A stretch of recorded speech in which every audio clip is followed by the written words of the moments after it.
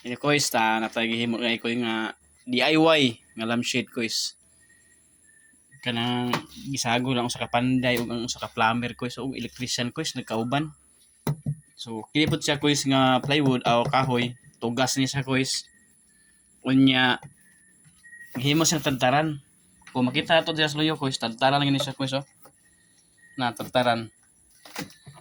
Atong gihimo og table para sa lampshade na to ko is yung gamitan na to siya PVC ko is nga dako ko is. Tapos na niya ang wire naglukot ko is ipasaka to sa padong mabaw. Sago lang ni. Kanang electrician ka nga na pagka-plumber mo man imong himo ko is wala sa bumbilya pero maanda na siya goods na kayo. Ikuha ra na. Oh. So makita ko is na switch ko is kini siya nga kuan ko is switch temporary na gibutang na ako dire. Na sa purpose ano gibutang na ko diya. Wala na sa function ikan sa kuryente kini ra. Pwede ka mo charge ko while nagatug mo sila sa inyong kwarto ko is pwede ni si ko so. Nasa ginagmay ako na hinimo ko is. Nasa wire. So goods kay nga wire ko is standard ni 1.6 mm. Kasi ganahan mo ani ko iso. Ug pahimo ko is kasi na may mga trip po diha pwede ta mahimo